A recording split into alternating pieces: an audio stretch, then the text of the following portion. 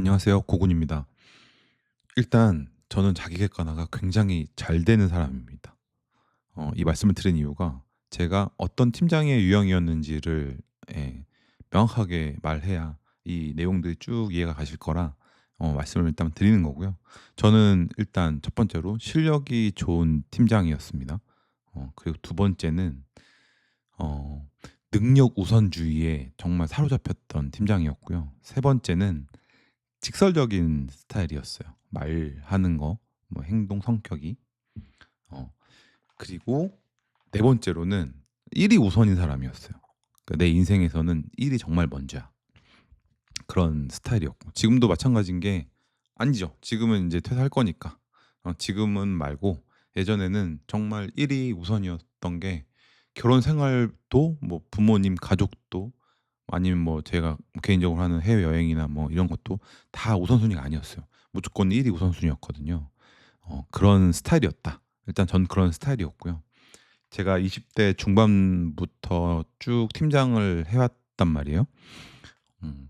어린 나이에 팀장을 했죠. 그러니까 제가 20대 중반부터 30 초반까지가 제 좀 암흑기, 팀장으로서 암흑기 혹은 또 저 스스로 성장할 수 있었던 밑거름이긴 한데 그 당시에 제가 그 많은 사람들한테 상처를 준 것 같아서 지금도 여전히 미안하기도 하고요. 그래서 지금 사람들한테 좀 더 그렇지 않게 하려고 노력하고 있습니다. 일단 이게 이런 스타일의 유형의 팀장은 안 좋은 게 제일 안 좋은 게 자기 기준에 사람들을 맞추려고 하는 거예요. 이게 왜 안 좋냐면 일단 당연히 실력이 좋으니까 팀장도 같고 자기의 프라이드도 강하고 자기 스타일에 대한 자기의 뭐 이런 뭐라 그랬지? 일하는 스타일? 어 노력하는 스타일 이런 거에 대한 프라이드도 강하고 이런 고집도 강한 게 많단 말이에요. 근데 이런 그 기준을 일반 팀원들한테도 강요하게 되는 거예요. 여기서 문제가 생기는 게 일단 일반 팀원들은 그만큼 실력이 안 되겠죠. 안 되면 어떻게 해야 돼요? 노력해야겠죠. 그러면 노력을 강요하게 됩니다. 어 일도 잘 못하는데 노력도 안 하고 있다? 그러면 이게 용납이 안 되는 거예요. 용납이 안 되면 어떻게 하겠어요? 당연히 잔소리를 하겠죠.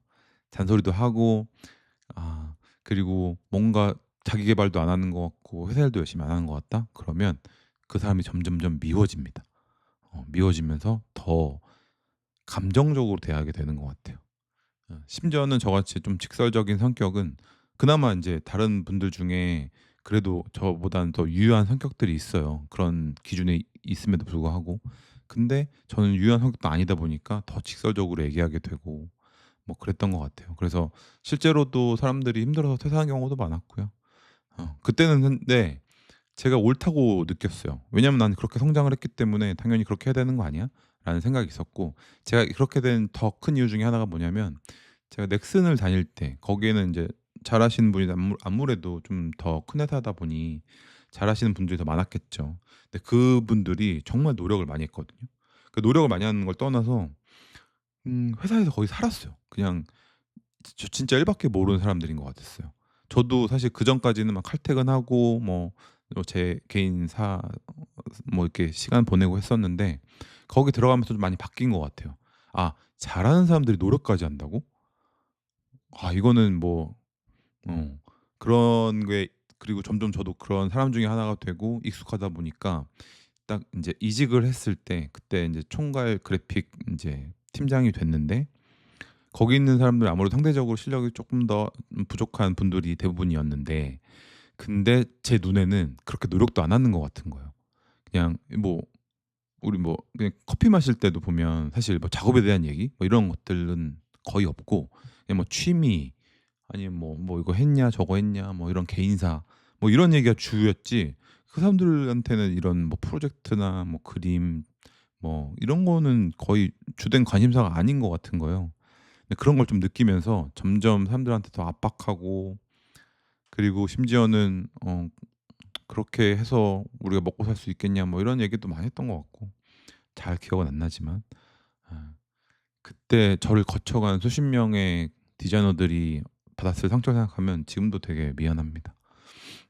일단 이거는 근데 저만의 문제는 아니에요. 저만의 문제는 아니라고 제가 확신하는 게 어 지금 국내에서 게임 업계에서 디자이너로서 탑 티어 정말, 정말 잘하는 그런 형님들, 제가 아는 그런 분들의 경우도 이런 과정을 대부분 겪었습니다. 실제로 아예 그냥 퇴사를 많이 해 가지고 스스로 직을 내려오신 분도 있어요, 상처받아 갖고 스스로. 아니면 어 막 집단 퇴사를 하고 거기 상처를 받고 사람들 좀 미워하고 뭐 그러면서 뭐 어떻게든 프로젝트 끝낸 형들도 있었는데, 물론 그분들 중에는 그걸 뛰어넘고 지금은 너무 잘 된 형도 있습니다. 그렇지만 어쨌든 저 같은 유형의 사람들이 어쨌든 많이 겪는, 그런 팀장으로서 겪는 그런 일들인 것 같아요.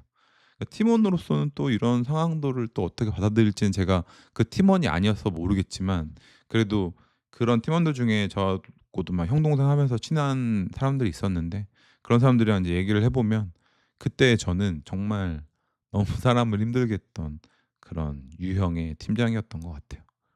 근데 이게 저도 이런 스타일이 좀 바뀌게 된 게 이제 제가 창업을 했을 때였는데, 창업했을 때는 이제 환경이 다른 거예요. 환경이 다르다는 거는 그전까지는 어쨌든 인력들이 뭐 나가도 또 충원이 되고 나가도 충원이 되는 그런 상황이었다면, 제가 창업했을 때는 회사가 작잖아요. 작으니까 사람들이 잘 안 오려고 하고 잘하는 사람들은 당연히 좀 큰 데로 가고 싶어 하고 뭐 당연하죠.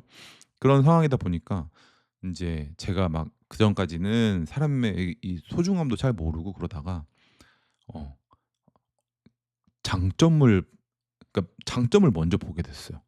아까 말씀드렸듯이 전에는 '이 사람들의 실력은 이 정도고 뭐 이렇게 하는데 왜 노력 안 하지?'라는 게 깔려 있었다면, 그 제가 창업했을 때는 '이 사람의 장점이 뭐지? 장점이 이거구나. 단점은 이거구나. 그럼 난 장점을 잘 활용해야겠다. 단점은 어떻게든 커버해야지.' 이게 이때부터 시작이 됐던 것 같아요. 그러면서 사람이 좀 귀하다는 것도 그때 느끼게 되고, 그렇게 귀하다 보니 이 사람이 예를 들어 개인사가 뭐가 있고 이런 것들에 대한 관심도 좀 더 생기고, 그런 관심이 생기다 보니까 이 사람이 지금 일에 집중 못하는 거에 대해서도 이해를 하게 되고, 공감 능력이 제가 진짜 떨어지는데 그때부터 공감 능력이 좀 생기고 배려하는 마음도 그때 생겼던 것 같아요. 그러면서 다행히 제가 창업했을 때는 퇴사자가 없이 3년 동안 그 힘든 그 일정과 과정 속에서도 사람들이 같이 해 줬던 것 같습니다. 제 스스로도 좀 대견하다고 느끼는 게, 물론 환경이 거의 다 했지만 그래도 나도 이제 뭔가 사회생활이나 이런 사람들과 일을 할 때 관계에 있어서 '발전을 할 수 있구나.' 이런 생각을 좀 하게 됐던 것 같고요. 그래서 지금도 어 일정 관리를 옛날처럼 타이트하게 안 합니다. 그러니까 하루 동안 "너 뭐 했니?" 뭐 이런 게 아니라, 요즘에는 마이크로 매니징보다는 한 달간 이 사람이 어떤 작업을 어떻게 했는지에 대한 평가를 더 하는 것 같아요. 왜냐하면 사람마다 또 바이오리듬이 달라 가지고 그 잘 될 때가 있고 잘 안 될 때가 있잖아요. 잘 안 될 때 억지로 해 봤자 이게 육률이 안 오르거든요. 그럼 딴짓을 좀 한단 말이에요. 뭐 웹서핑도 하고 인스타도 보고 유튜브도 보고. 지금은 그런 거에 대한 잔소리가 일절 안 합니다. 안 하고 대신에 인제 작업 결과물이 뭐 약 한 달간 봤을 때 괜찮게 나왔는지 뭐 이런 것들에 대한 평가를 더 우선시하는 것 같아요. 또 제가 어렸을 때는 이게 오만했던 생각이긴 한데, 제가 사람들을 이끌고 실력을 키워줘야 된다고 생각을 했어요. 그래서 더 괴롭혔던 것 같은데 되게 오만한 생각이죠. 물론 그들이 실력이 늘고 이런 건 사실 그들이 선택하는 부분인 건데, 저는 제가 해야 된다고 생각을 했기 때문에 그래서 사람들 더 강요했던 것 같고. 근데 지금은 그렇게 안 하고요. 이 사람이 잘하고 있는 점, 잘 못하는 점, 이걸 좀 명확하게 얘기를 해 줍니다.